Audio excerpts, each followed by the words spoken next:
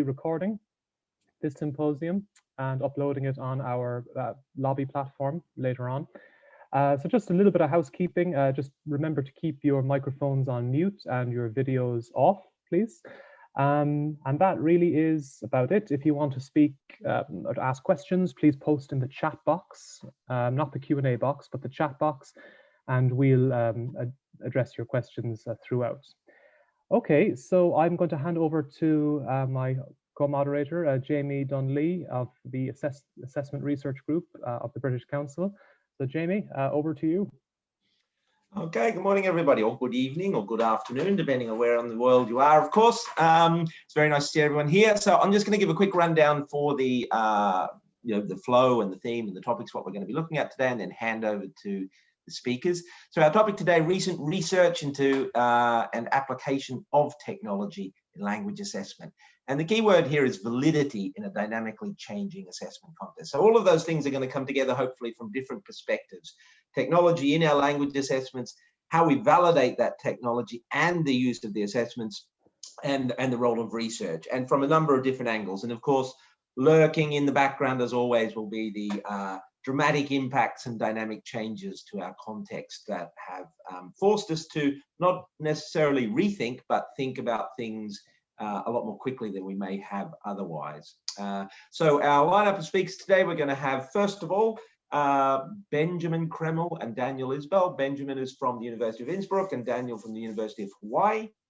And then we're going to switch to Trevor Breakspear from the British Council, followed by Meena Patel from the British Council, and we're going to have Vahid Aryadust from the National Institute of Education, Nanyang Technological University, and then Guoxing Yu from Bristol University is going to follow up to draw all of those strands together and share some brilliant insights with us on ways forward for what we're doing with validation and technology. So I'm now going to hand over to everyone with the caveat that we are going to stick very closely to time. So Chris is going to be timing our speakers, and we will step in to make sure we move on as quickly as we can so that we ensure we have time for discussion and to address some of those questions which I'm sure people are going to post into the discussion list. And now I will hand over to our first speakers to kick us off for the day. Thank you very much. Thank you, Jamie. Can you see my presentation? Can you see the screen shared? Yep, we can. Fantastic. Thanks very much. So thanks for inviting Daniel and myself to be part of this panel. We'll be talking about some of the issues related to the use of technology in language assessment, particularly in relation to test invigilation in these times of increased remote at-home invigilation or testing due to the COVID pandemic. Specifically, we'll be looking at issues around test security and how they pertain to test validity.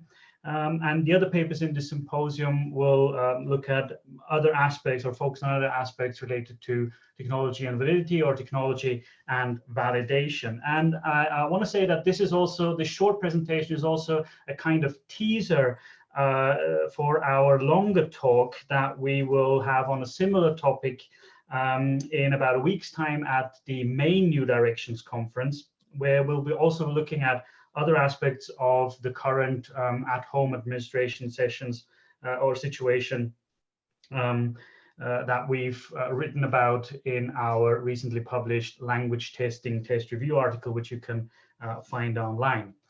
So what does test security or exam security have to do with validity in the first place? Well, security issues have the potential to introduce elements that are construct irrelevant.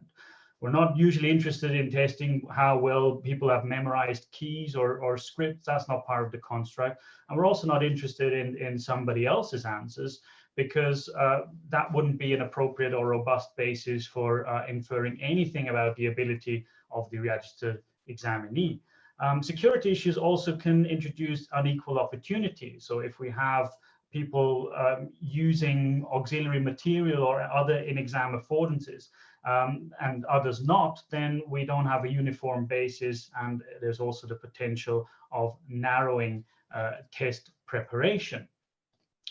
In essence, we think that we can group these threats to security into two main areas. One is the export of test material.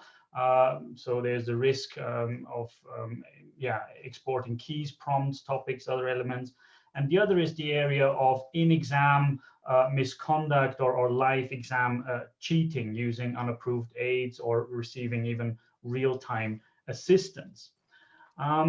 And usually these threats to security and by extension validity are addressed through rigorous invigilation or proctoring, as it's sometimes used in other areas of the world.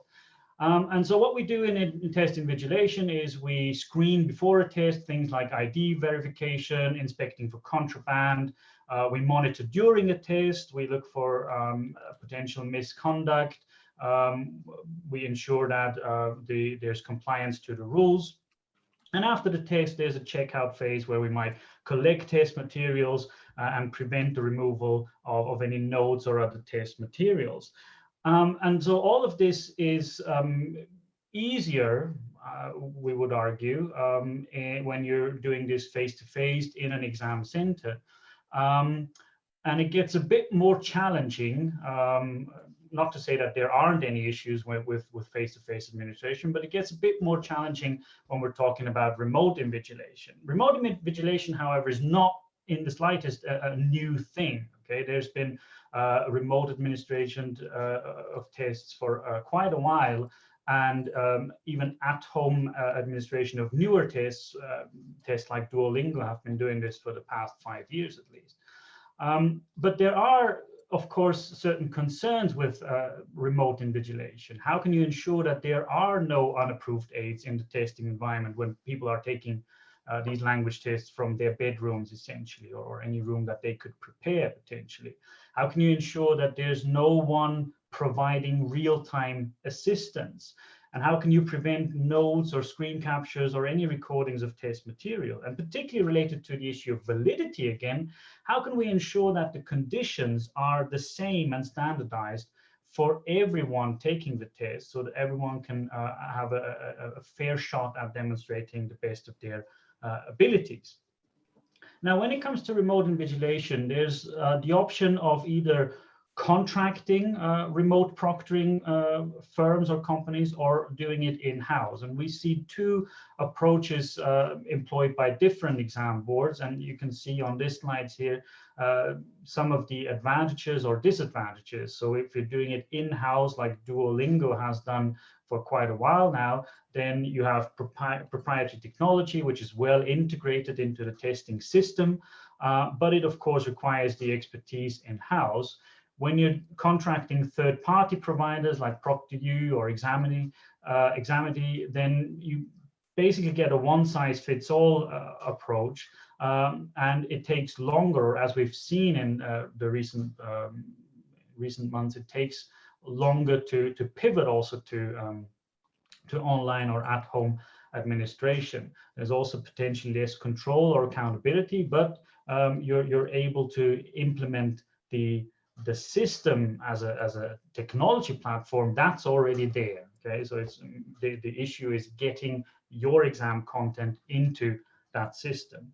And when we look at the use of technology here for remote invigilation, there are essentially two strategies, or you can use a combination thereof. One is more video or audio based, and the other is software based configurations for remote invigilation and checking for potential security issues. Now, when it comes to audio video approaches, you can, or they allow for visually confirming identity by kind of showing your documents. You can also pan to inspect the test-taking environment.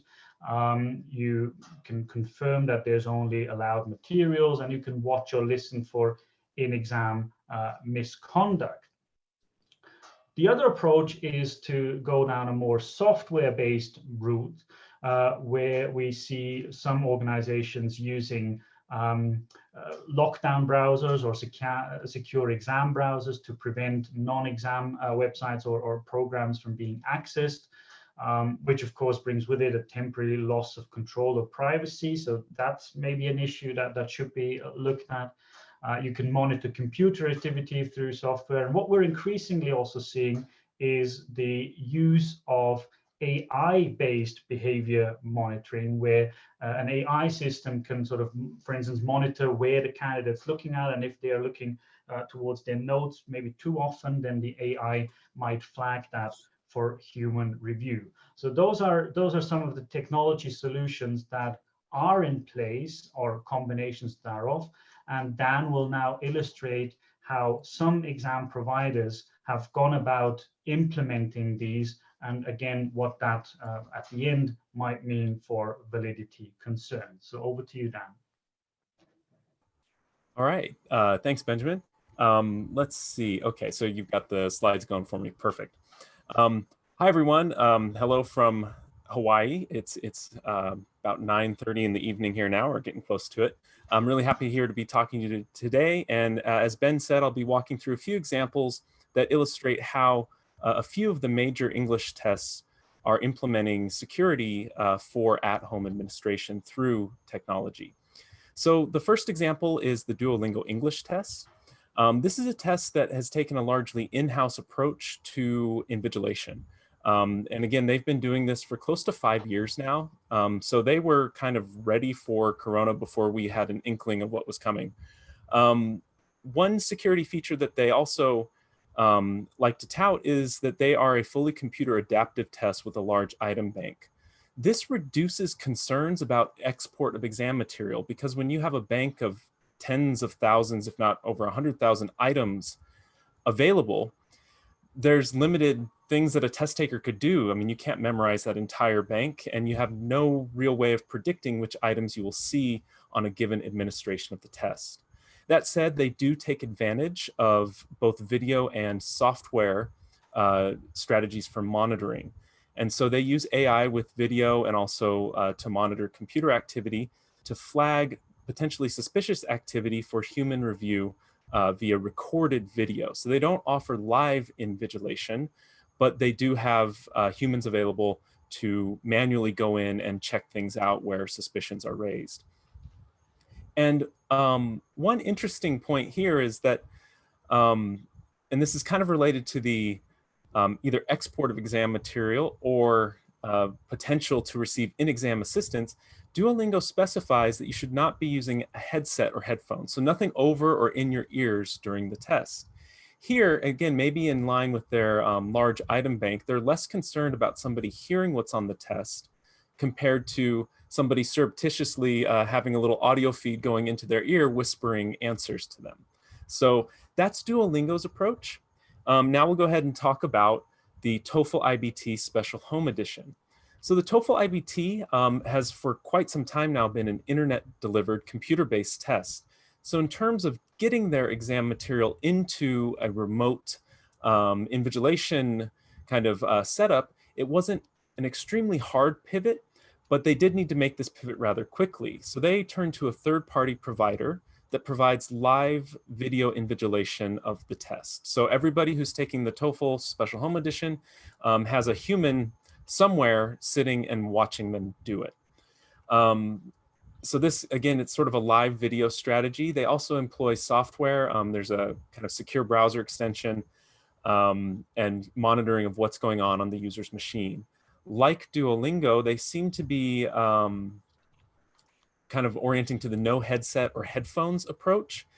Again, by this time, TOEFL has a rather large bank of test materials.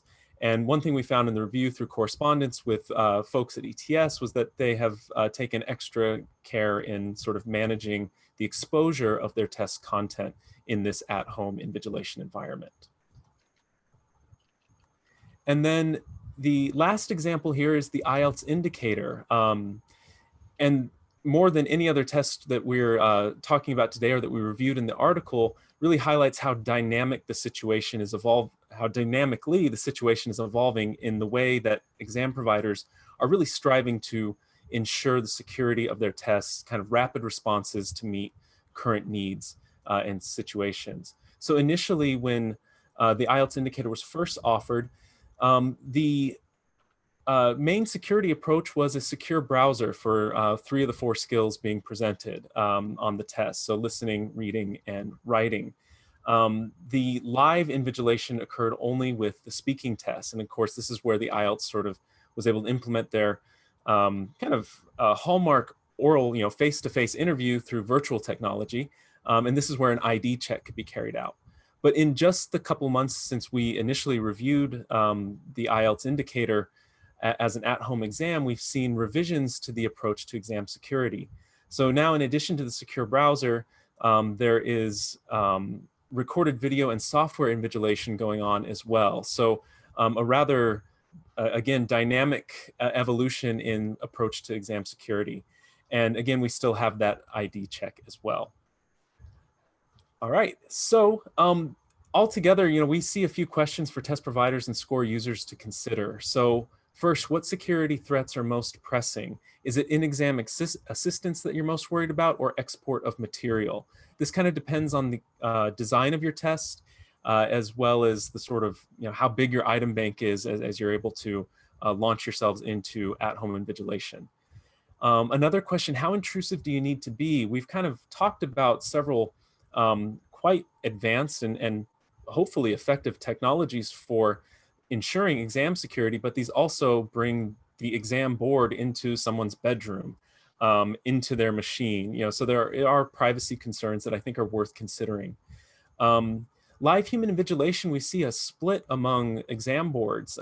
Some exam boards seem to value this, and perhaps this is because stakeholders put a lot of trust in live monitoring. But is it necessary? How well does video, recorded proctoring with perhaps flagging by AIs, how does that stack up? Do we know what is more effective?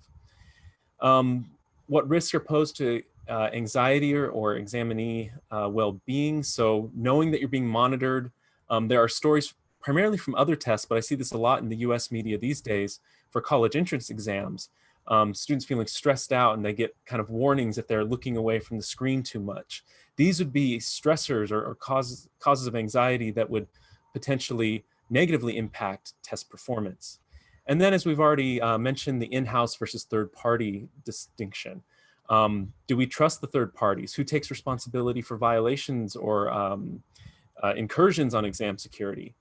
And then looking ahead, this doesn't look like an issue that's going to cease to be relevant. So yeah, kind of the outlook here.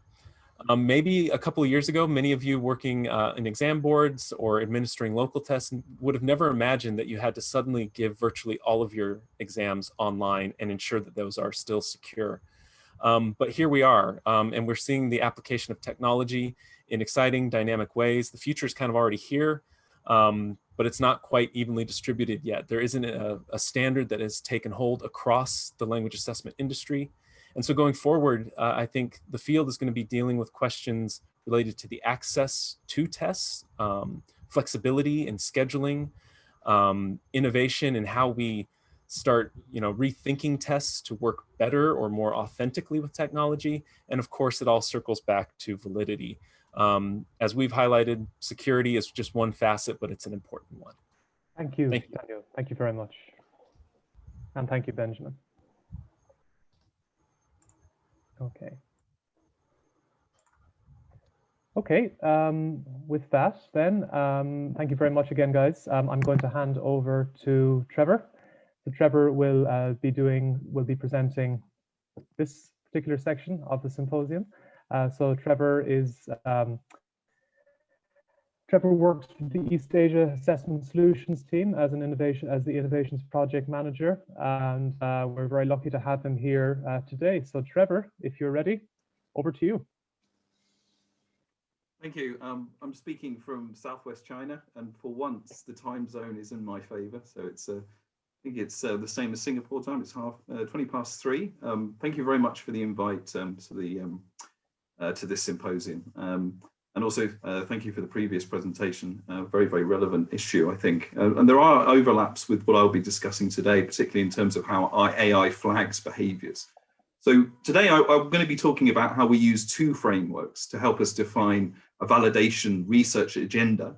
I'm going to be talking specifically about a speaking assessment rated by AI technologies talking about how maybe these approaches are useful in not just identifying, but also consolidating the research that we needed to do throughout the stages of the test development process, and maybe talking a bit about how we could refine these for future use. So before we start talking about assessment validation, I think it's probably time to quickly introduce the tool that we were validating. The product's called IELTS Smart Learning, that's ISIL. It's owned by the IELTS partners, so that's Cambridge, British Council and IDP. It's a low stakes practice solution, AI rated, for the Chinese market only. So this is, we're talking about ages 12 to 16, CFR levels A1 to B2. The first interaction with the product, if you like, is a placement test.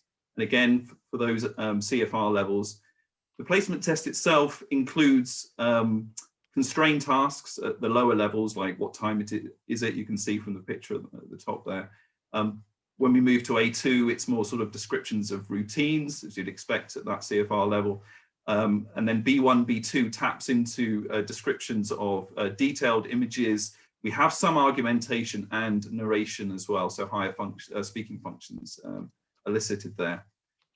So when we actually get the students to do this test, at the end, they get a recommended start level.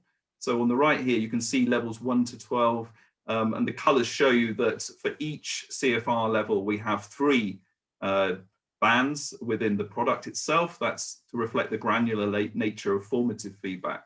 These tasks and speaking activities are, again, AI scored with formative feedback. And the idea is that the user uses them over 3, 6 months, or even a year to improve their speaking performance. We use the CFR in order to design the item specifications and rubrics, and the alignment obviously is again through CFR. So what have we been doing then? We started off with domain analysis. This was a desk research, but also we used a POC, a proof of concept, put that in front of stakeholders to find out what tasks they're using in the classroom, what tasks are emphasized and sub-skills are emphasized in the curriculum and in the testing context, specifically in China here. The test specifications and the tasks were obviously based on this domain analysis and the rubric or band descriptors, again, to reflect these focus points. Points 3 and 4, you can see are very interrelated. So 3, we had to design a human rating system that we were going to use to train the engine. That training involves rater training. It involves the management of the batches. So we were triangulating our ratings. So we have 3 raters per sample.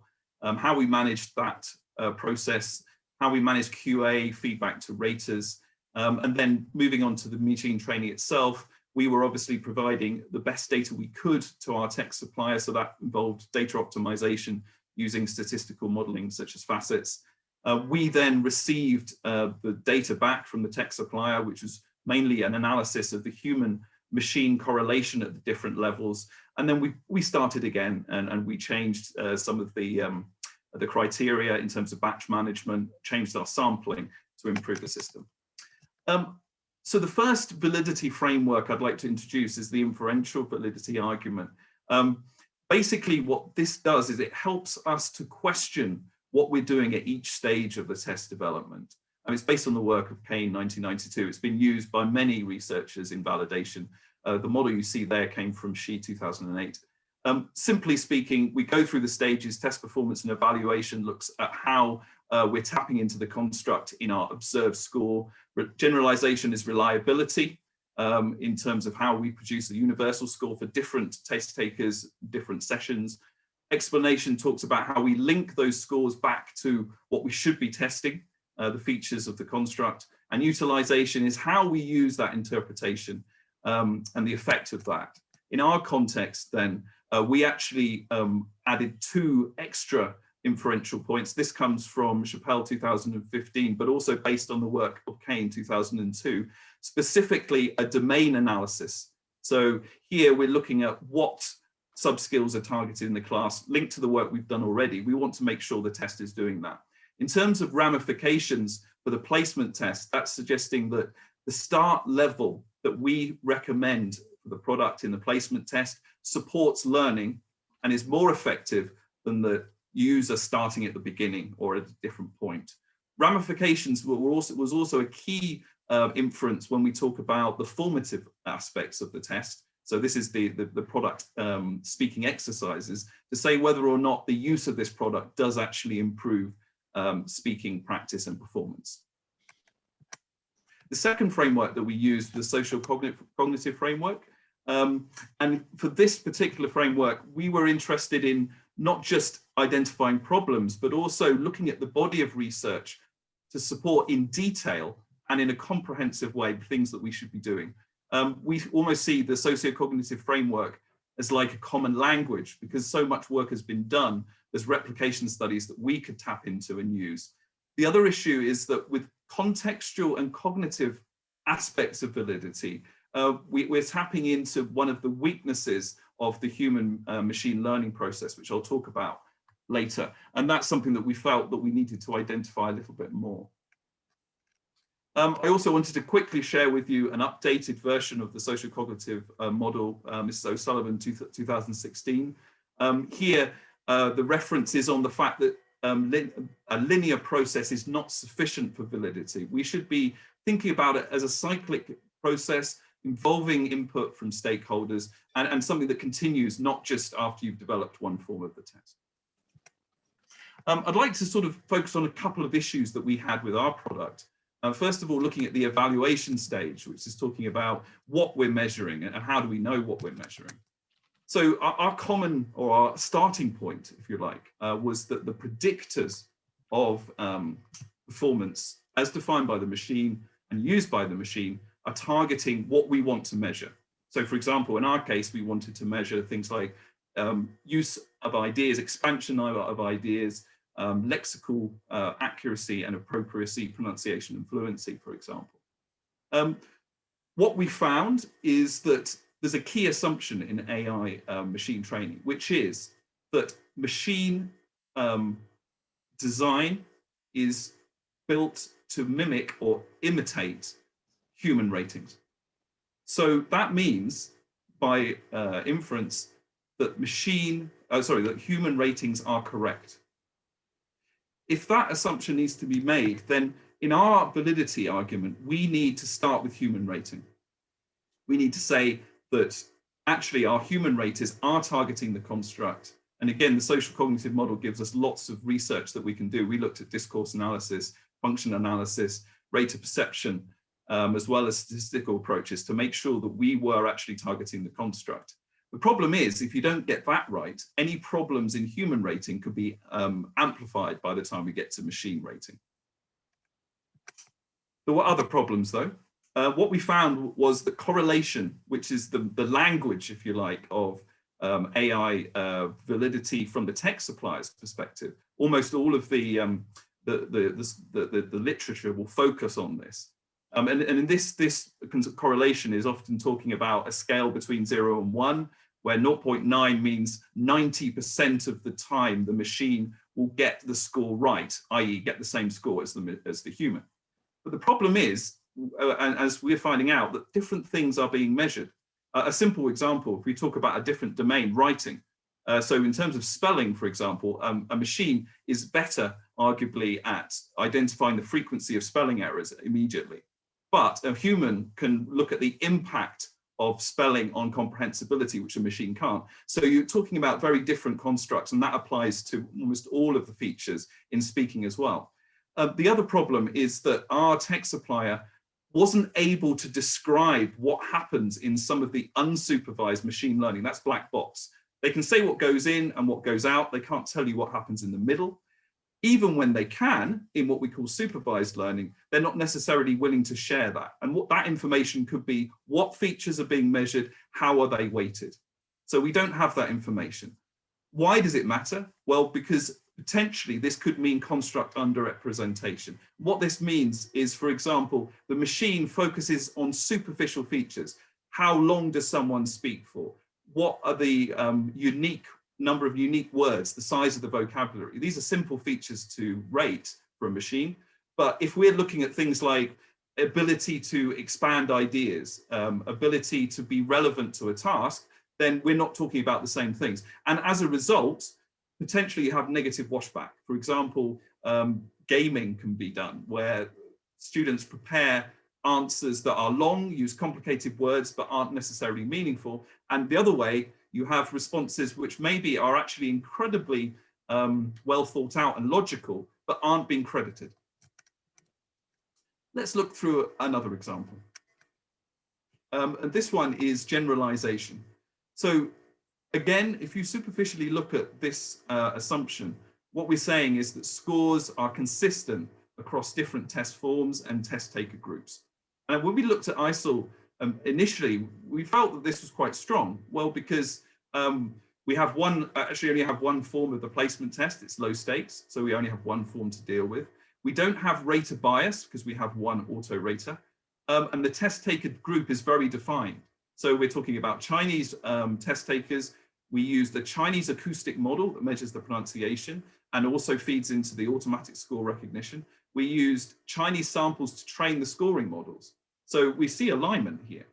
However, our thinking really is not so much at the machine level, but how generalizable is the scoring model that we developed to the general test taker population? And if you think about that, then we need to consider the conditions in which the scoring model was developed and the sources of variance implicit in that. And that, therefore, includes things like inter-rater reliability, bias, because that bias is built into the scoring model, will affect the general test-taking population as well. Human-machine reliability, of course, and I think probably most important and interesting for this purpose is the representative sample used to train the model. As we've said before, there are different ways to respond to a task. So for us, we were interested in making sure that all of the proficiency levels, all of the possible responses were incorporated. Now, we only had 500 samples when we did this, so it was actually impossible to do this. But what we did do is we iterated on 4 occasions, and we found that the improvement in human-machine reliability was very much linked to how well we were using the distribution of proficiency to define the sample group. So for example, in our first model, in a scale of 0 to 6, bands 3 and 4 were very effectively discriminated, but bands 1 to 2 and 5 to 6 were very poorly discriminated. As we improved the sample and improved proficiency distribution, we also improved reliability. So this approach was very useful. And again, the social cognitive model gives us examples here so that we can actually use things like factor analysis, facet techniques to actually work and demonstrate that these things are happening. I want to finish today to talk about a possible adaptation, perhaps, of the models.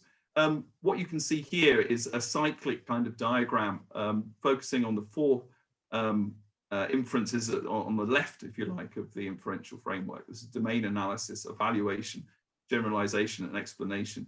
These 4 elements are very reflective of the stages I referred to when I talked about human training and data optimization and machine training.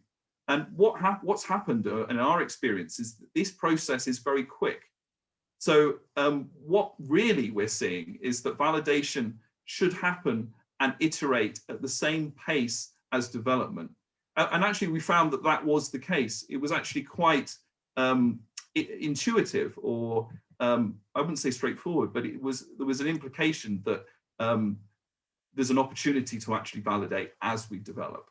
And the other thing that we found was that the implication in the socio-cognitive model, which states that validation shouldn't be done after, as an afterthought, or just focused on before a priori the test begins, actually is achieved as best practice within this process. So you could say that an advantage of using this process and part of the AI development process is that validation is in development and almost inseparable, which is a very positive thing. And I think that the model should be rethought to actually reflect that. The final point really is our big challenge, which is the problem of aligning the measurements of the machine and the measurements of human rating. And again, the socio-cognitive models focus on contextual and cognitive validity really helps us with that. And I think that should be a clear focus. However, it is a big challenge. For us, for future research, we want to look more at outlier analysis. If we can't describe exactly the difference between and the mapping between the two constructs, then what we can do is we can focus more on a larger data set. And if we get responses that are not fitting, then we should analyze those responses. We should put them back into the model, recalibrate the model on an ongoing basis in order to make sure that the model is as accurate as it can possibly be. Thank you very much, Trevor. Thank you very much, Trevor, for that very interesting presentation. I'd like now to move to the next speaker, Meena Patel of the Assessment Research Group. So over to you, Meena. 1 second, sorry. Give me 1 second, Chris. Yeah, no problem.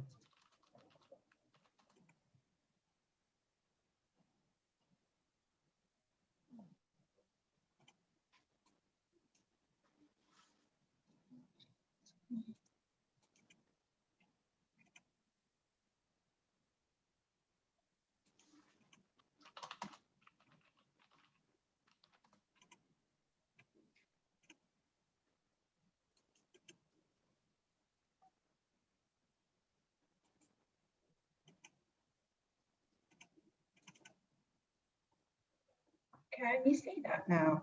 Sorry. Yes, indeed.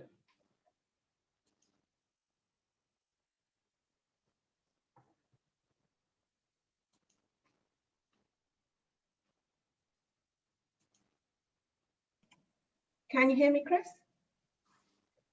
Yes, yeah, loud and clear. I'm sorry, I think my internet went a bit wobbly there. Anyway, thank you.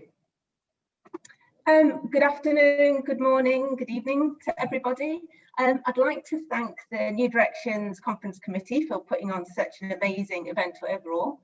But I'd also like to say thank you to Jamie and Goshing for organising this event and inviting me to be a part of it. So thank you. Very happy to be here. My presentation today has got two foci. I'd like to start off with a brief overview of the IELTS video call speaking project in order to provide a context for what I think really is the main part of my presentation today, which is an exploration of the literacies in the current environment we find ourselves in, which is in the middle of COVID, technology enhanced that environment. So that's what I'd like to do. I am not going to spend a great deal of time on the overview of the studies. They've been presented, various stages of them at various conferences, and they've been written about quite extensively. So I'll point you in that direction if you are interested. The rationale for the project, why did we do it? So I think it's really important to say that this project was pre-COVID. It spanned 5 years from 2014 to 2019. And it's also important to say that it was conceived, implemented and completed just before COVID hit the world properly. And I think that has some sort of relevance because we're already thinking about using technology in what Daniel has very kindly said is the IELTS hallmark for their speaking test. IELTS is the only high stakes test that has a human examiner for the speaking part of the test. And one of the reasons that we conceived of the project is that around 2012, 13, 14, there were various parts of the world that were struggling either politically or with natural disasters or problems. And there were places where test takers couldn't have access to tests. And so we wanted to make the test fair. We wanted to make it accessible to as many people as possible. So that was one driver for this innovation. And the other driver, and at the same time, video conferencing, online video communication was picking up momentum, was the norm for some people, but new to others. And what we thought is that we could look into that, take advantage of it, and see whether it would be possible to do a speaking test using that technology, but without losing the interactional features that we currently had in, shall I call, the face-to-face test, though they are both face-to-face. Okay, just to very quickly say, the research team during the duration of the project were combinations of the IELTS partners, so British Council, IDP Australia, and Cambridge Assessment English. And for parts of it, we also had expertise from the University of Bedfordshire. That was the research team. Okay, there are 4 phases of the project. I'm really going to go through these quite quickly. So the first study was a small comparison study in London, where really we were comparing basic construct between the video conferencing medium and the face-to-face. So we were looking at differences in scores, the linguistic output of test takers. We're looking at examiner behaviour as well. It was a small study. The findings were that there was insignificant differences in scores and linguistic output, or little difference. I'll come back to that in a moment. But then we needed a larger study. So in phase 2, we had more test takers. We went to Shanghai, we had more examiners. So the point of phase 2 was basically to confirm, to see if what we'd found in phase 1 was correct and fine. But we also had additional foci. So as a result of phase 1, we developed examiner training. We developed test taker guidelines to help them to know what to expect. So what we were doing is really replicating what was existing already for the face-to-face test, but for the video conferencing model.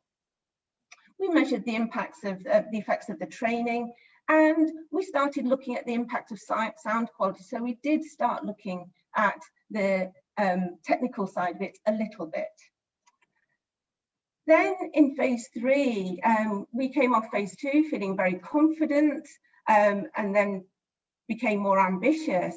So from being in one location and one city doing these tests, we decided we'd go to Latin America and do pilots across 4 countries: Argentina, Colombia, Mexico, and Venezuela.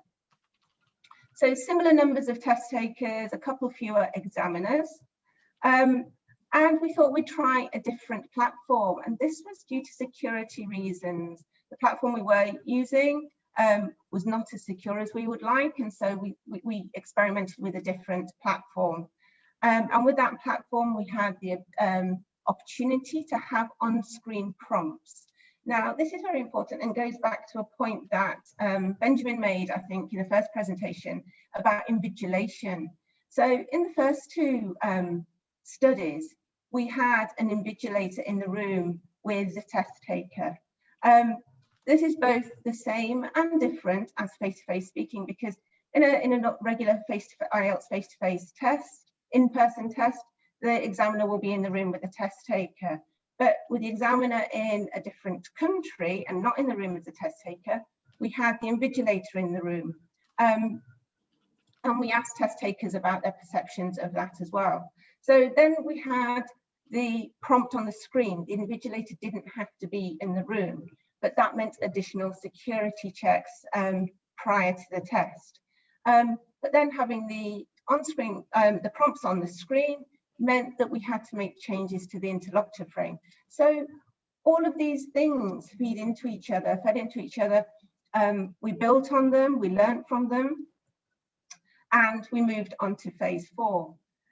Before we go into phase 4, by the end of phase 3, we think that we'd answered all the questions we wanted to answer about the comparison of the 2 modes of delivery.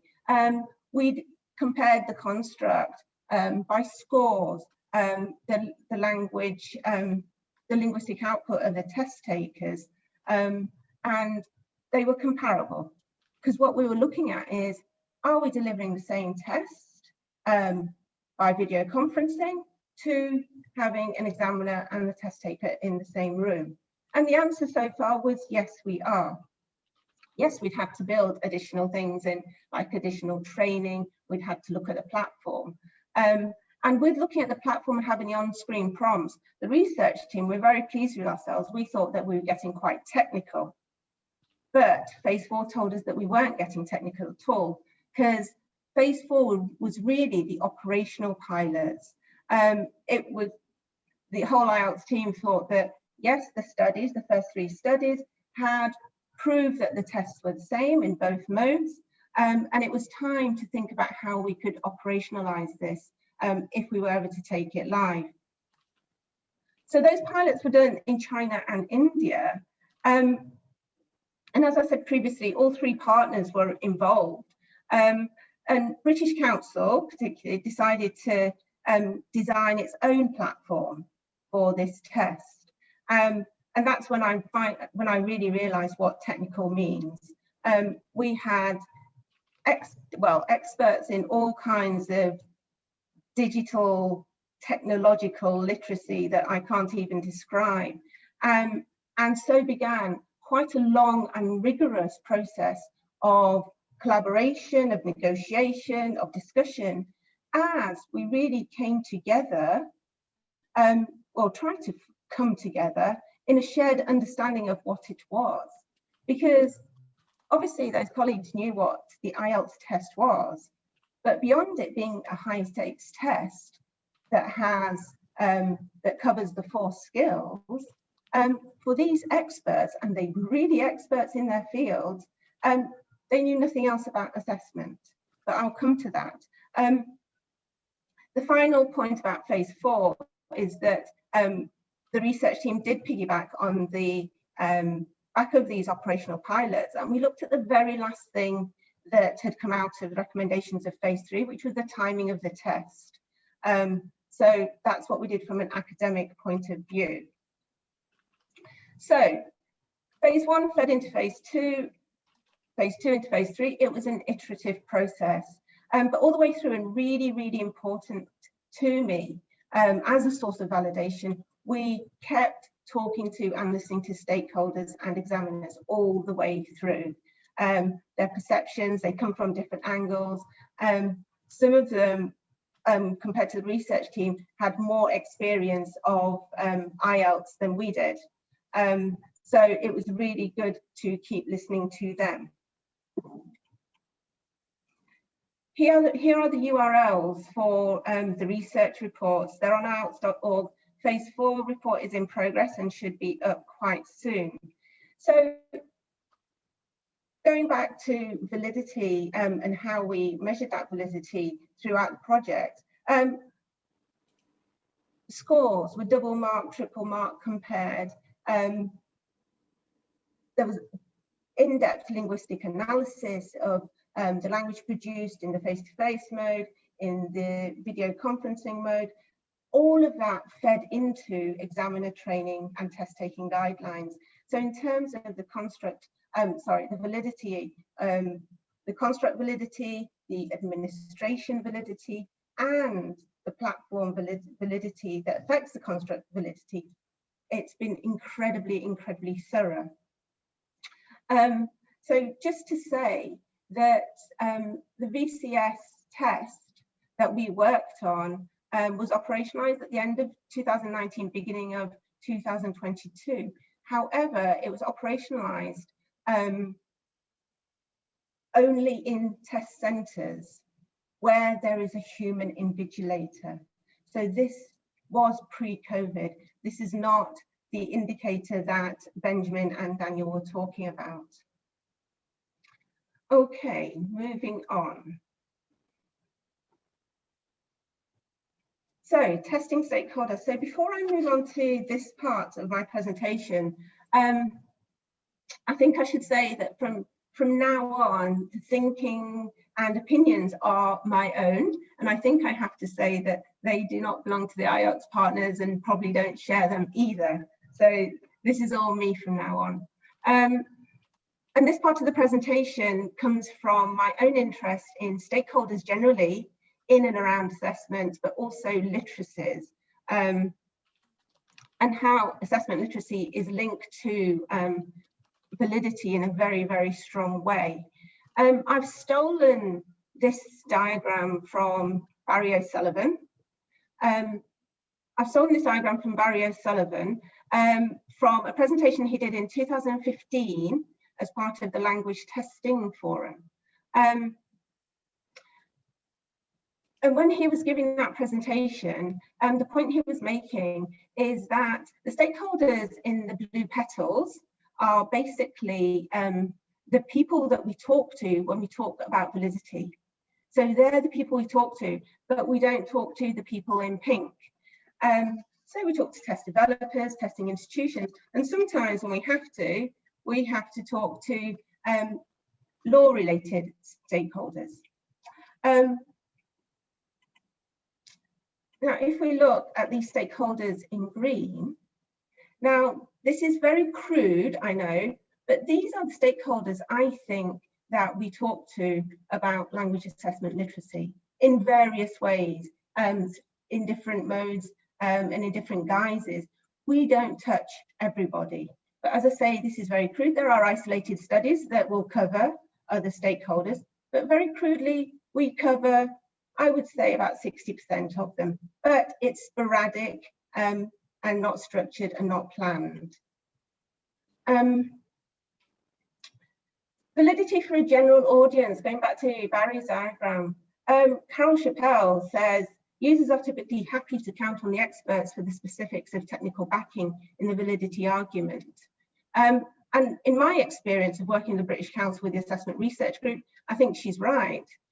However, at the same time, test users need to be able to see their role in judging the appropriateness of a test for their particular context and use. Again, I completely agree with her, but test users can only do this if they have a certain amount of knowledge around assessment and testing and a test. They can't do it if they don't know. But where do they get this? And this is where I think assessment literacy is so important. So Linda Taylor started looking at this in 2009. I'm not going to read that quote to you, but basically back in 2009, she was saying we need to address this. We need to be talking to a variety of stakeholders. And these are some of them. And I can see Chris there, and I know I've got to finish soon, so just give me 2 more minutes. So one definition of language assessment literacy is the Pillen-Harding one. I like this because I think it talks about the whole testing process, from the creation of the test, to the test used, to the understanding of it, to the evaluation of it, and to the analysis of data. So it speaks to lots of stakeholders. However, I do have concerns about language assessment literacy leading to digital literacy. So in the field of testing assessment, language assessment literacy is still in its infancy. We've been talking about it for about 20 years. There's been quite a bit of research on it, but I think our thoughts are still, dare I say, quite immature and young in the field. We're still grappling with questions like, who needs to know what about assessment at what level? Whose responsibility is Sorry, now? Mina, I have to cut across you. I'm very sorry. Just we're running out of time. Okay. Yeah, That's sorry okay. about that. Yeah, sorry Okay, about that. thank you. Thanks very much, Mina. Thank you No, very much. that's okay. Thank you. Share. Yeah, stop share. And with that, we'd like to move on to the next speaker, Vahid Ayadust of the National Institute of Education. Over to you, Vahid. Thank you very much, Chris. Can you hear me? Yes. Okay. I'm not using my microphone, so I. Okay, yes, I noticed that. Okay, you can see my slides as well? Yeah, I can see your nice. slides. Okay. So hi, everyone, and thank you for staying around. So I'm going to talk about 4 cutting-edge technologies that we can use in test validity research. I'd like to start off by sharing this quotation from Dehan. Actually, yesterday evening, I also shared it with my students in one of the classes I'm teaching about oracy, which is listening and speaking. Some of you have showed up, so it rings a bell to them. In the 21st century, and I'm reading it, in the 21st century, the average person still has a better idea of how a car works than the inner functioning of his own brain, a curious and shocking state of affairs. I think this is probably more or less applicable to our field language assessment, because we hardly know what's going on inside the brain when a test taker is taking a test. So what I'm suggesting in this presentation is that there are a few technologies that, in my opinion, are useful, and they can give us an idea about the neurophysiological processes of test takers. So I would like to start off by very briefly providing an overview of the current status of validation and research. As you know, validation mostly in language assessment, and of course in many other educational fields, is based on the idea of the uses and interpretations of test scores. So everything is revolving around test scores, and also the variance that we can find in test scores, and how we partition or decompose the variance. And then from there, we reverse engineer the thought processes of test takers. Some of the methods or quantitative techniques that have been used in language assessment to decompose the variance or model the variance in different ways include factor analysis, IRT and Roche measurement, their development into multidimensional types, such as cognitive diagnostic assessment, and some relatively less frequently used techniques such as classification and regression trees, artificial neural networks, etc. All of these techniques have been used in order to get a glimpse into the thought processes or the cognitive processes of test takers. However, the reality is that the characterizations that these techniques provide us with, according to Ms. Levy, are clearly simplifications, and they say nothing about the processes by which students answer the items. So here is the $1 million question. Is there any way to find out what is going on in the mind or in the brain of test takers as they are answering test items that we have created for them? 4 suggestions here. And the 4 suggestions rely on the investigation of what is happening in the brain, what is happening as what the eyes are doing, and also based on the facial emotion. Zahid, sorry to interrupt you. I think you haven't started your slideshow yet. Oh, really? We can only, yeah, I can only see, we can actually only see your cover slide right now. So if you just click the slideshow button. But can you see it now? I can see slide 4, but it's not part of the slideshow. I can see the thumbnail slides on the left. Oh gosh. Okay, so let me just share it again. Yeah. Sorry about that. No worries. Okay, I suppose you should see my screen now better, right? Yeah. We can still see the slides on the left, which is okay. We can't read them, but if you usually like a slideshow might be easier. Anyway, that's fine. It's a bit awkward, but I think you should be able to see the slide now. I mean, it's not exactly the slideshow. The thumbnails have gone anyway, so that's fine. Okay, nice. Okay, so what I'm suggesting here is to delve into the neurophysiology of test takers and look into the brain, the eyes, and investigate their facial emotions and physiologies, which brings me to the introduction of 4 technologies, one of them being neuroimaging or FNIRS, the other one being eye tracking, the other one facial emotional recognition, and then galvanic skin response. I'll go through them quickly. And also, if there is any investigation in the field of language assessment, I quickly share with you, and then I'll wrap up the presentation. Okay, the first technique that I would like to focus on is the neuroimaging technique. There are quite a few types of them. The one that I would like to focus on is called functional near-infrared spectroscopy, or FNIRS for short. So using FNIRS, we can do quite a few interesting things. Using FNIRS, cerebral hemodynamic responses are measured by near-infrared light, which go in line with cerebral activation or deactivation. So the idea is, if a part of the brain is active as a result of being engaged in the processing of some kind of stimuli, that part of the brain needs more oxygen. And then the flow of oxygen increases in that part of the brain. For example, if you are reading something or if you are listening to something, then those parts of the brain which regulate reading and listening comprehension will need more oxygen so that you will be able to comprehend the message. And as a result, they become more active. What FNIRS does is to identify that activation and give you an idea that, well, this part of the brain is now more active than the rest of the regions that are around it.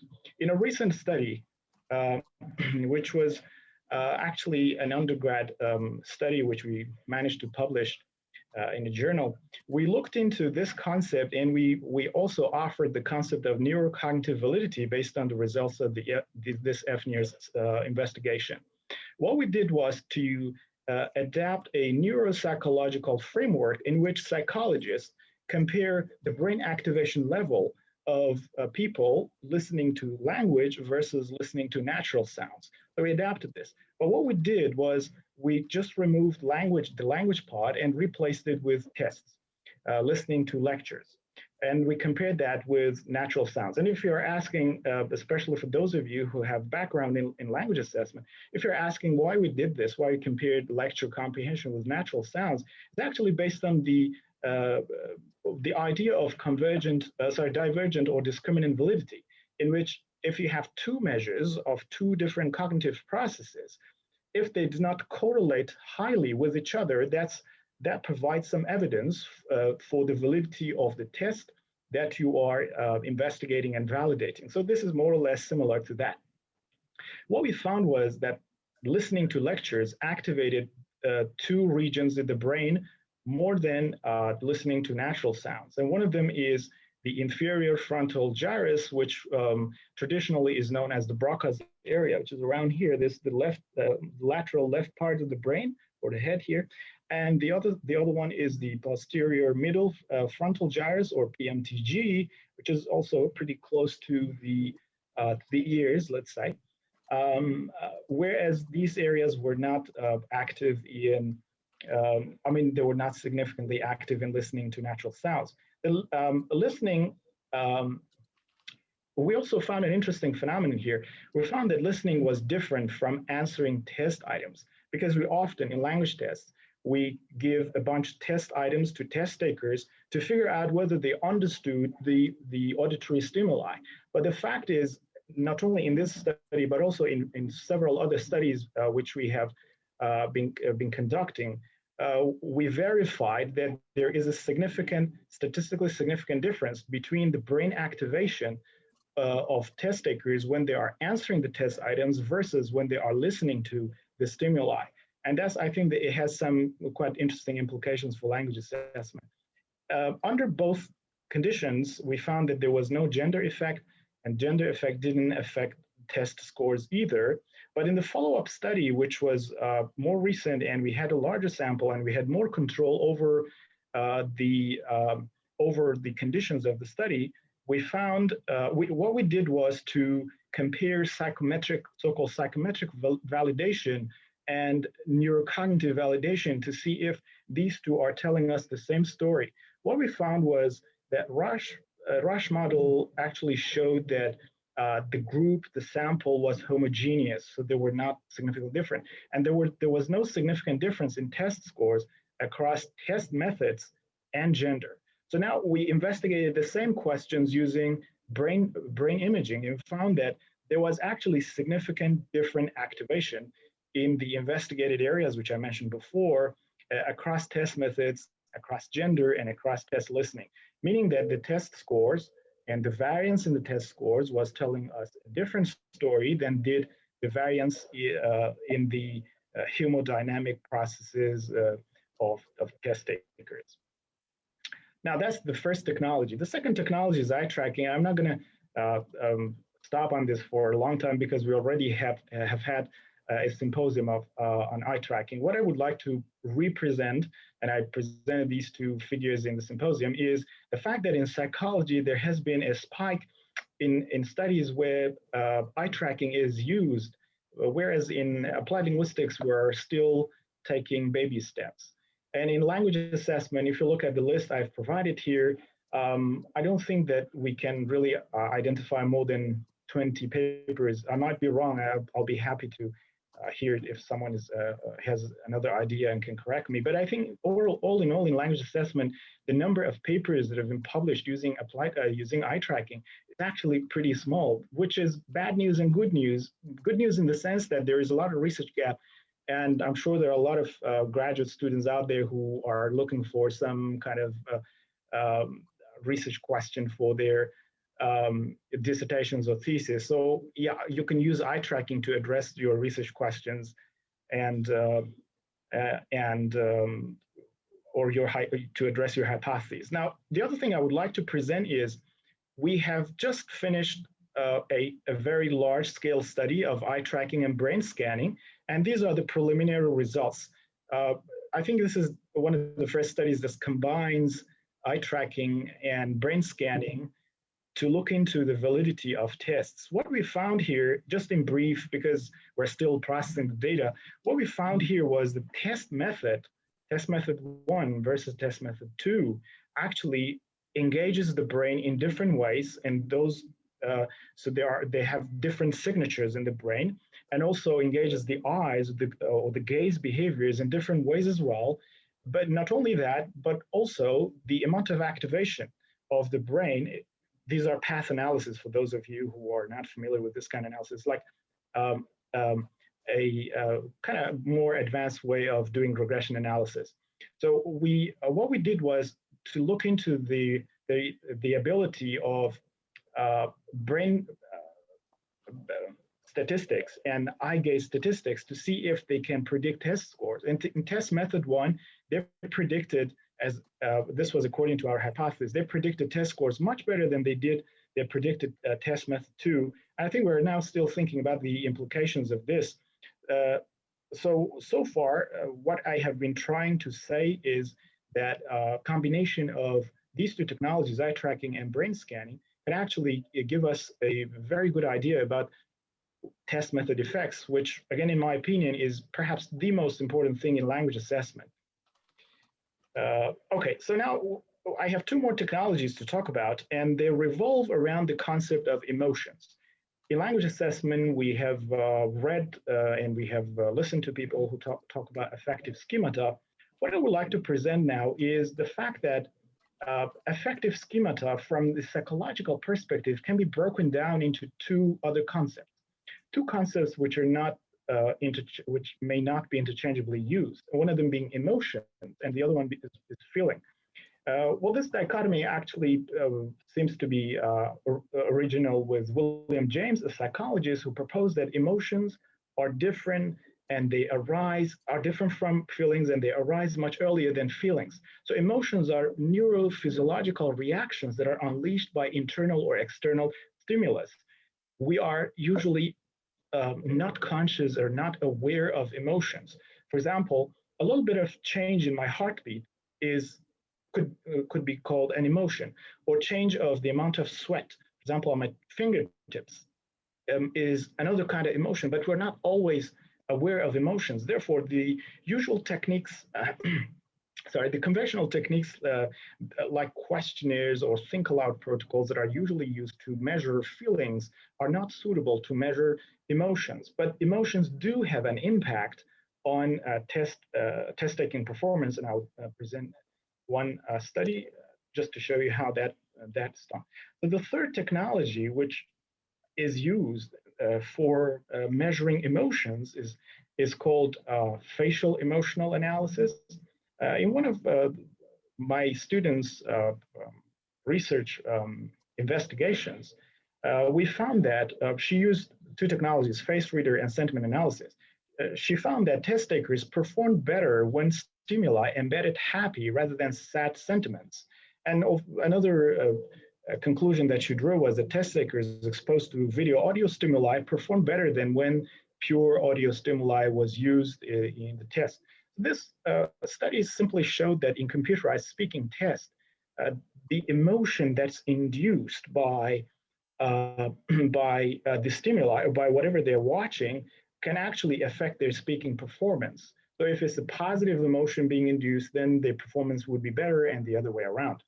And finally, still about emotions, is the idea of galvanic skin response. And galvanic skin response is based on a three-step kind of theoretical framework. And it goes like this. When we receive positive or negative stimuli, that results in emotional arousal. And that emotional arousal actually increases the skin conductance. The higher the arousal, the higher the skin conductance.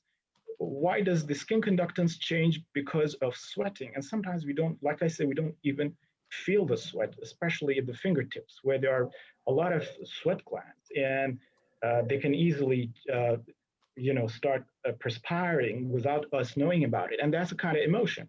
Now, skin conductance is not under conscious control, and GSR measurements work by detecting the changes in electrical activities that result from changes in sweat gland activity. So GSR, in other words, measures the intensity of Shahid, sorry, maybe just 30 more seconds if that's okay. Sorry to interrupt you. Okay, sure. So that's actually the end of it. So the technology we're using is called GSR Shimmer. We're using it in my lab, and one of my students is also, my PhD students is also trying to use it in order to measure the amount of cognitive load as a result of changes in the reading and listening stimuli that people are supposed to process. Because it has been used for measuring cognitive load in previous studies. Now, let me just wrap it up. I've talked about 4 technologies: neuroimaging, eye tracking, facial emotional recognition, and galvanic skin response. We have been actually investigating different dimensions of these. And what we're trying to do is to create a multifarious profile for test takers who are exposed to different stimuli and are expected to provide different kinds of responses to those stimuli. That brings me to the end of this presentation. Thank you very much. And sorry about this little bit of technical glitch on my computer, which is always bothering me. I hope you didn't mind. Not at all. Thank you very much, Fahid. That was excellent. Thank you so much for presenting that. And with that, last but certainly not least, I'd like to introduce Professor Guoxing Yu of the University of Bristol. So over to you, Guoxing.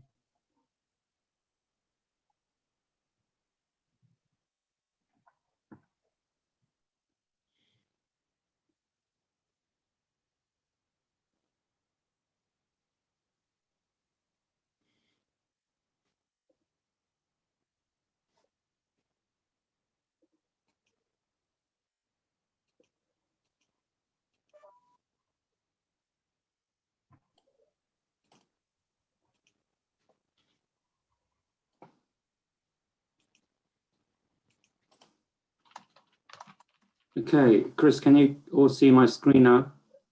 Yes. Okay, excellent.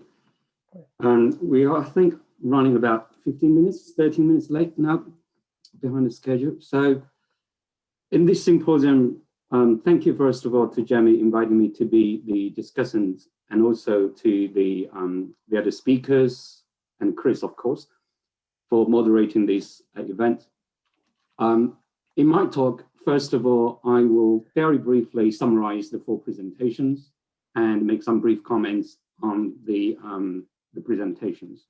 And then I will have some kind of an overall view on the use of technology in the dynamically changing language assessment context. We might have 10 minutes for open discussions. So the first paper by Benjamin and Daniel, they look at the test security issues and provided an overview of the different approaches and options, for example, video-based and software-based, AI-based and so on, to remote invigilation. And they posed some key questions for test developers and also obvious to other test users to consider, with a particular view as to how they might impact on validity. And I think some of the questions they raised, for example, what security threats most pressing, and how intrusive that test providers need to be, and what risks to test takers on their anxiety and well-being. These are really pressing questions, I would argue. And they also posed some, in the last slide, some questions on more general on validity, authenticity, and innovation. I would like to follow on their thinking on these 3 areas, validity, authenticity, and innovation, with my own questions to kind of to stimulate further discussions.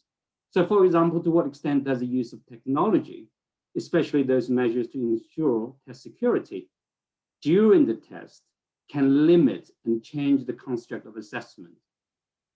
And in other words, is security now a major concern over the construct of assessment?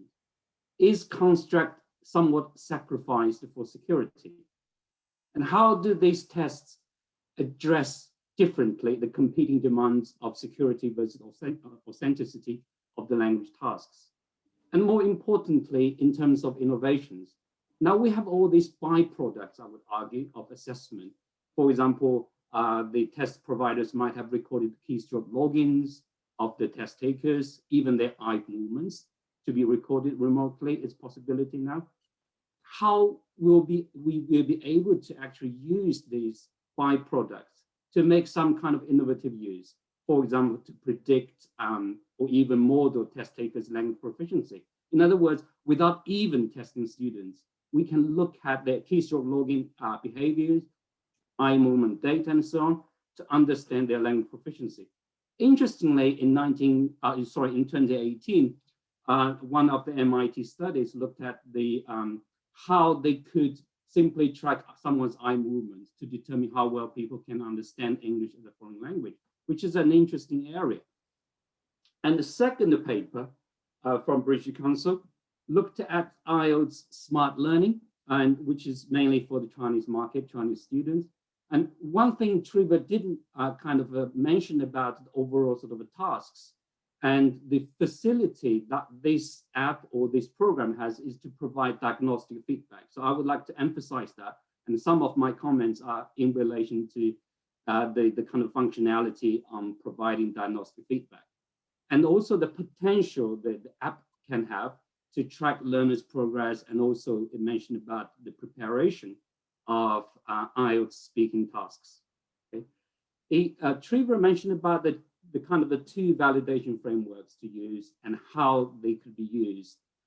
So these two frameworks, I would just like to repeat: the Keynes validity argument and the zero and Barry's socio-cognitive framework. And Trevor also emphasized that the validation process is iterative and cyclical. But I would also argue, this also needs to be kind of a systematic validation and should form part of the test development. That's the idea that Trevor also mentioned. So I have a few questions. For example, from the design perspective, to what extent was the ISL, IELTS smart learning program, somewhat constrained by what technology can do at the moment? For example, in terms of what features and conditions of the speaking task can be, and how that would influence assessment criteria in terms of the weightings of different tasks, and whether you just kind of assess a superficial level of, let's say, pronunciation, without actually dig deeper into the meaning of or the logic of the argument in the speaking test, for example. And I would also think from the design perspective, is iFlatTech, that's the kind of AI system, more capable of assessing and providing personalized and targeted feedback on constrained tasks, for example, the reading aloud tasks. And reading aloud, obviously, is also used in PT academic and in lingual skills, and it has become more popular now. But the question really is, to what extent our current system are using what is available, what the technology can do, rather than what the language assessment we are aiming to assess using open-ended tasks, okay? And the question here is, the third question, are all speaking tasks delivered on the apps or computer born equal in their ability in assessing learners' speaking ability? I've already mentioned about the weightings assigned to the different task types. So the read aloud task may be assigned more weightings in the overall assessment than the open-ended task like a summarization task, possibly. And from validation perspectives, now what are the different challenges we might face in validating these different types of tasks? And whether what type of evidence should be collected to validate these different types of tasks? Sorry, I've been using several times the word different. It's a bit sort of confusing. But what I really want to emphasize here is, are all these tasks treated differently? And can they assess students' ability in a different way? Now, also, Trevor mentioned about the correlational studies between machine scoring and the human scoring. The question here is really, are those studies, those correlational studies, sufficient or most appropriate for the validation of the different types of tasks? And in terms of the consequences, we can talk about, what are the consequences on the potential construct underrepresentation due to the limitation of technology, and also consequences on learning, on students, and also the way that teachers emphasize what speaking skills students should learn, and to what extent the automated feedback can provide explicit, direct, specific, and useful sort of information to students and teachers, and also to what extent these automated feedback are actually used by students and teachers, and how.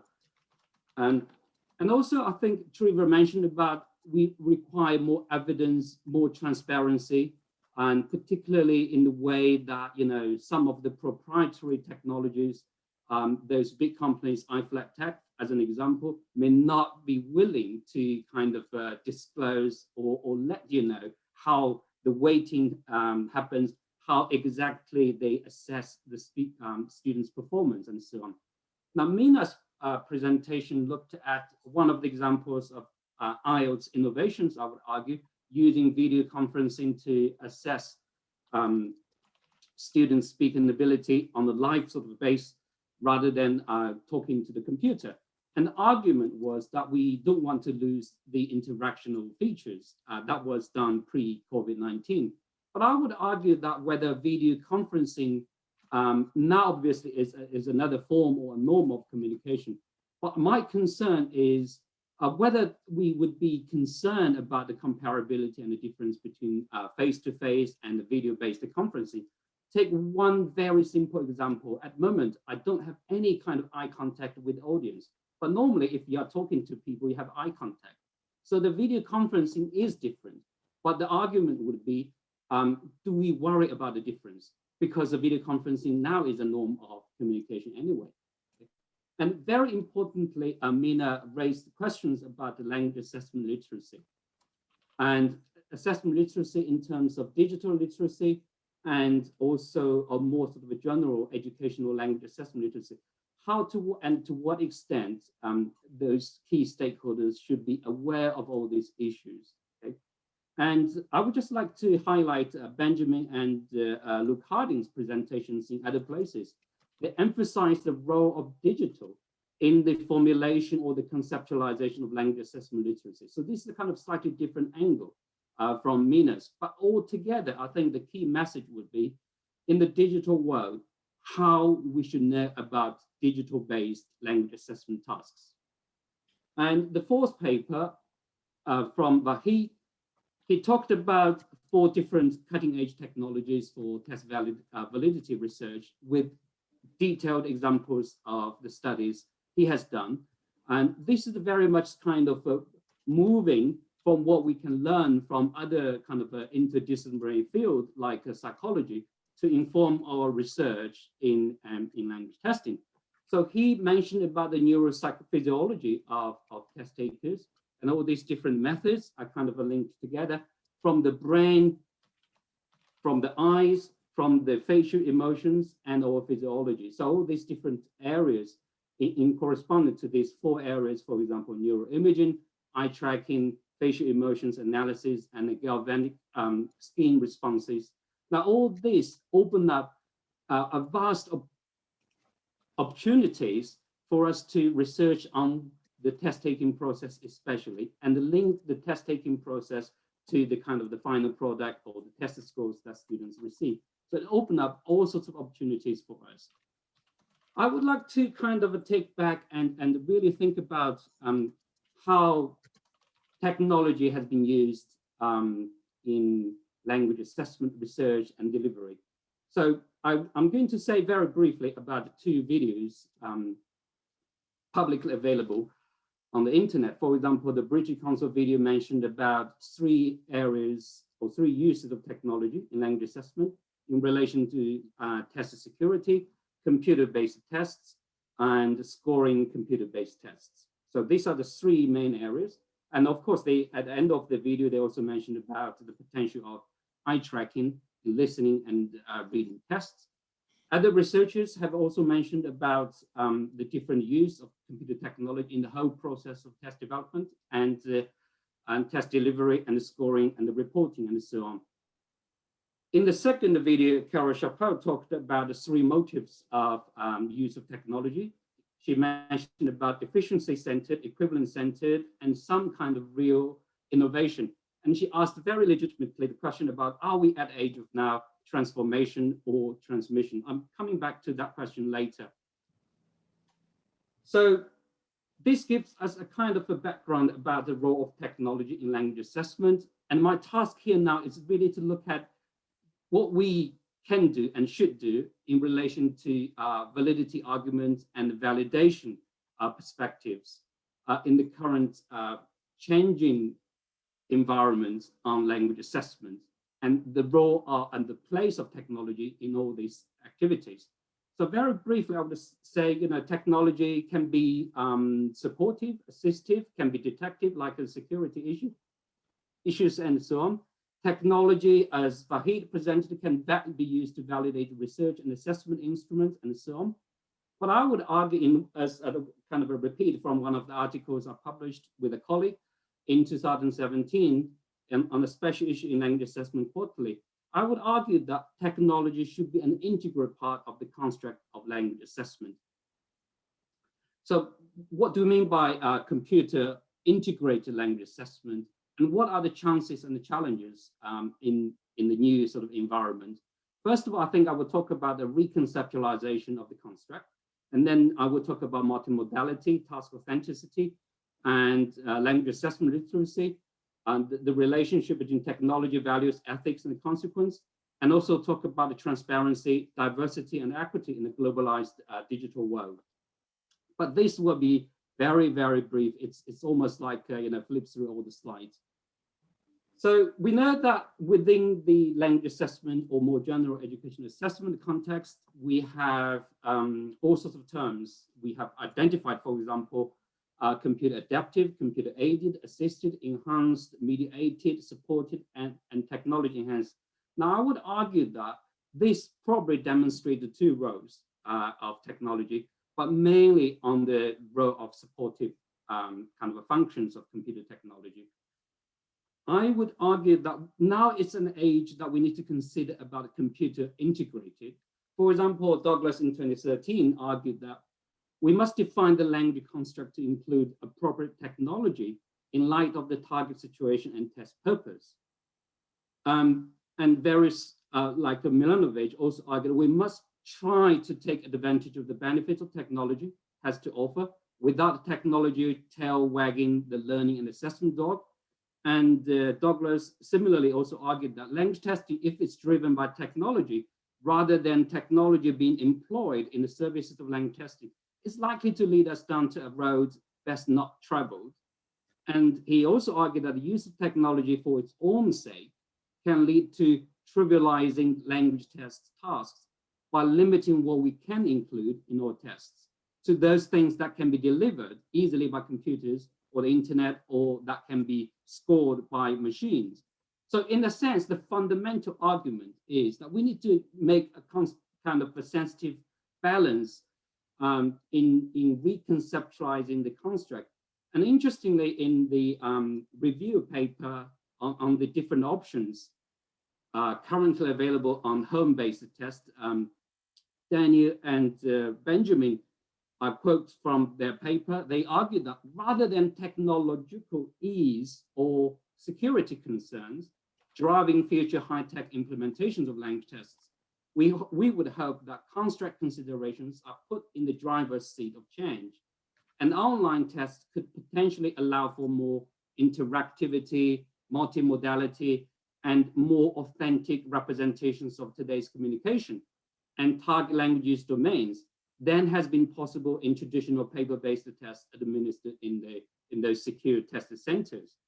So the reconceptualization really opened up and will facilitate and promote innovations in test design, especially in different task formats and assessment criteria.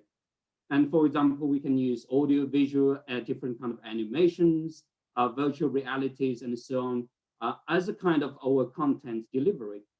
And I would also argue that this possibly is still kind of a progressively, though, evolving construct of technology integrated language assessment. There's probably no radical transformation so far, but who knows? Things might happen because of the disruptive technology or because of some kind of disruptive events like the pandemic happening these days. Now, the next point I want to make is the importance of assessment literacy, just echoing what Mina has said and a lot of other people have said. Here I quote Japan and Vos. They argue that the technology-related issues of language assessment will continue to increase in their detail and the complexity, and the need will continue to grow for professionals capable of negotiating the many considerations that come into play in the design of a computer-assisted language test. Now, I emphasize computer-assisted in their argument, but I would very much like to replace the computer-assisted with my word computer-integrated language tests. And they also argue that technology would re-emphasize. Sorry, Guoxing, to interrupt you. If this could be the last slide, just because of time, yeah, that would be great. That would be the last slide. Okay? Yeah, thanks very much. To investigate the consequences of testing, the ethical approaches to innovation and development of more kind of a technology-aware language assessment literacy, and obviously the impact of technology, the transparency, the diversity and equity in a globalized world. Now, this is the real last slide. Are we at the age of transformation and transformation? The answer probably is no, we are not. But as I said earlier, disruptive technology, disruptive events may make radical changes. But the fundamental principle, I would argue, is within the computer integrated language assessment is to promote better use of computer technology in language assessment and for language assessment. And on the final slide, I would just like to thank you, everybody, thank the speakers and the participants, and also kind of a bit of an advertisement. A new book will come out in 2021. Thank you, Chris. Thank you very much, Guoxing. That's great. So that brings us to the question and answer period. So we have a few questions that I would like to read out. The first one is for Mina. So Mina, can I ask you the question right now? Are you ready? Okay. Hi, Mina. Hi. So Mina, a question came in earlier for you, and it's, can you expand on your views on the relationship between assessment literacy and digital literacy? The participants said that they're interested in how the two interact in the speaking test project you were talking about. Okay, so I think the best example in the actual project I was talking about is phase 4, where the research team was working with the technical team in the platform development. Obviously, you've got two areas of expertise that are working together there. You've got the technological expertise to actually design and develop the platform, so to speak. And then you've got the assessment expertise of the tests that need to be delivered through this platform. So it goes back to the idea of literacies. So my technical digital literacy is 0. My digital literacy, and I do make a distinction between those two, my digital literacy is mediocre. I know how to work a laptop, I know how to use Word and Excel to an extent, and that's about it. I know how to function in my personal and professional life. Do I know anything about building a platform? No. So that works the other way as well. So my colleague, my IT colleague, knows about IELTS, knows how IELTS is structured as a test. Does he understand the importance of the different timing or the role that the examiner plays and how that plays out on the platform and how it really has to replicate the face-to-face in-room experience? And that takes a while. And that's what I mean about the literacies interplaying. And how do we manage that? How can that be done? How do we help these people, these technical people, colleagues that we're going to be working with increasingly, if we listen to everything that Guoxing said, and I do agree with him, how do we help them in order to make the journey smoother for all of us? But I will just say one thing. I mean, we're talking about, we've foregrounded technical digital literacy because obviously of the current situation we all find ourselves in. But one of the images that Goshing showed that I didn't get around to was the list of stakeholders involved in the project and the other literacies they brought with them. So, and all of these literacies are vying for attention in order to make a whole assessment process from start to finish. And yet, and this isn't just for our field, I just feel that we need a space, and Benjamin has said this before, a space for collaboration and a structure within to collaborate in order to move forward kind of effectively. I don't know if that's answered the question. I hope it has. Thanks very much, Mina. There's another question actually, which I'm going to aim at Trevor first, but other people are free to come in and respond as well. So the question posed was security versus authenticity is kind of an interesting question. So is authenticity or validity perhaps more dependent on how the test is marked, say human or computer, than how it is delivered?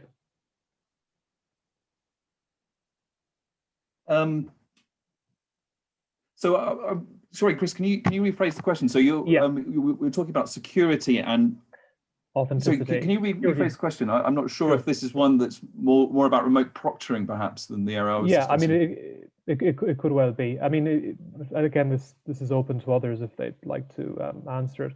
But it says the question of security versus authenticity is an interesting one. Is authenticity or validity perhaps more dependent on how the test is marked than how it is delivered? I think that's probably one for our first speakers. Yeah, I'm happy to come in on this, if I may, Chris. Yeah, by all means. Benjamin speaking. So I think this, I'm not sure whether it's more related to the rating than the test delivery, but I do think it's certainly related to both. And this is sort of picking up on the point that Guoxing was making in his discussion about how much is security kind of in the driver's seat now in this current situation vis-a-vis other aspects or aspects to do with the construct. And I think what Dan and I would reply to that would be that that's not necessarily a new phenomenon. That's always been the case, that practicality issues like security, cost, whatever, have impacted on what is being tested and how it's being tested and how it's being scored.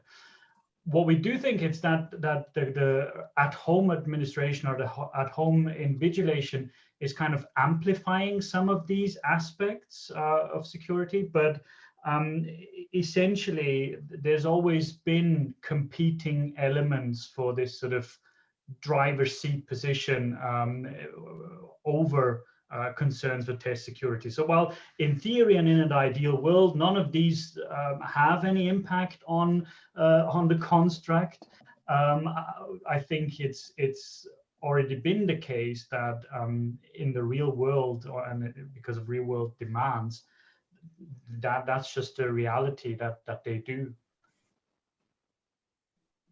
Chris, can I add one more sentence to it? Yeah, by all means, sure. Okay, thank you. Just really something in brief. We know that there are two types of authenticity here.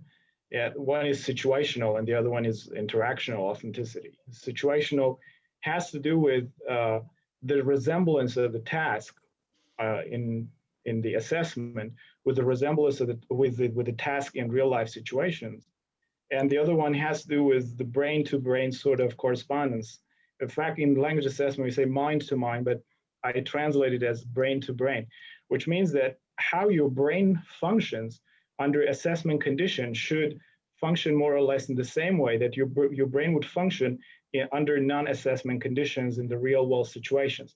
So I think the question of scoring here has to do with both interactional authenticity and situational authenticity. There is another concept similar to authenticity, which goes by cognitive validity. That's if the questioner is interested, you can look into that. Thank you, Fahid. Does anyone else want to add anything to that?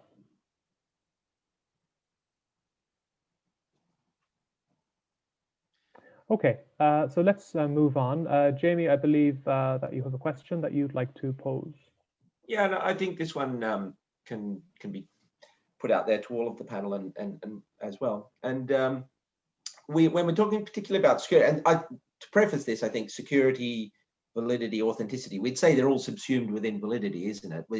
What are we using the test for? Is it appropriate? Can we make decisions we're confident about that relate to the target language use domain, isn't it? So all these things are subsumed within our kind of overall validity perspective. And when we talk about security, particularly in the impact on technology, it is often either as something which is kind of imposed on our communication and our interaction, whereas Guoxing pointed out, actually, it's integrated because technology is part of how we actually operate in that target language use domain now. And when we talk about security, we're often talking about the impositions and the constraints, and particularly this remote invigilation. What's the impact of privacy of going into someone's home? And I'm just wondering if we turn that around, if we need to keep our eyes open and thinking about the positives of this, because a test taker not having to go to a test center, will that increase their brain-to-brain interactional cognitive validity, as you say, Vahid, and that they're more relaxed? Is this going to bias for best? Are people actually going to be able to perform much more closely to their ability? Are we make sure we don't miss an opportunity in our validation to spot something that could be a very positive development for test takers, not to have to go into that very unnatural testing environment? And I wonder what the other panelists would think about that. I'll go ahead and take a stab at responding first here. Yeah, I go back and forth between being pessimistic about at-home testing and the negative impacts, but then I think maybe in our published review, we're a little more optimistic because there is certainly an opportunity to bring language testing as a service to people who it might have otherwise been inaccessible to. Imagine taking a test where you aren't exhausted from taking a train for 4 hours just beforehand. I mean, that's another sort of affective thing going on in tests. I think it's really going to depend on individual situations and circumstances and just predispositions. Some people are less bothered by sort of being watched with a proctor walking back and forth in the room. Other people are quite insecure about being on camera. Just this is kind of in my head right now, but teaching, working with university age students, some students are comfortable with their cameras on, others prefer to have them off. You don't get the choice of having your camera off per se in some language tests. Granted, you might not see yourself, but you are being recorded. So I think this is really where a promising direction for research is sort of forming. Looking at how these new technologies for invigilation affect and perhaps differentially affect test takers. If I could just add on to that, sure. Sort of the short answer, Jamie, I think from Dan and my perspective would be yes, potentially, but we would want to have evidence for it, and we need to investigate it and do the research on it. Yep. Okay. Thank you. Over to Chris, I think. Yeah. Okay. I think that is really kind of brings us to the end of this symposium. So I'd like to thank everybody for their excellent contributions today, and also for the very perceptive questions that we were asked in the chat group. So you may have seen that I posted a link to a survey based on today's symposium. And if you could fill that out, if you have a couple of minutes, that would be wonderful. That's in the lobby platform. And of course, this, as I said, is being recorded, so we will upload this symposium onto the lobby platform today as well. If you want to have a look at it, of course, it'll be there if you want. If anyone missed it as well, they have the opportunity to go back and see it. Okay, everyone. What I'll do is I'll just leave the chat group open. I'll leave the meeting room open for another 15 minutes if you'd like to have a chat about things. But I will end the recording now. And but if you do, as I said, want to kind of have a quick chat about what was discussed today, yeah, it'll be open for another 15 minutes. Okay. Any final thoughts, Jamie or Guoxing? Yeah, I thought maybe if we just give each of the panelists 30 seconds, what's your final thought on what we've been discussing today, just to wrap up? What would the idea be that you'd like to leave everyone with? So perhaps Guoxing, if we can start with you as a discussant, what would you like to, the thought you'd like to leave, thought for the day, as we'll say? I was trying to kind of answer the questions on security and authenticity and validity, Jamie, you posed.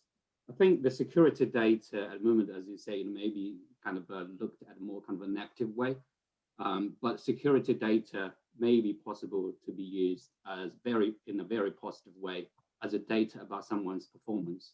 So, for example, remotely, people can actually record your eye movements and the keystroke logging and so on, and this data can be used quite usefully to predict and model someone's language proficiency. I'm looking forward to see whether this really become a kind of reality in the future.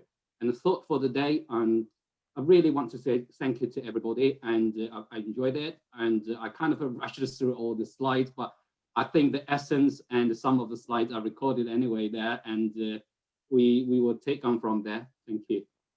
Thank you. Thank you, Boshing. Shall we move back through the order then? Vahid, would you like to give us your thought for the day?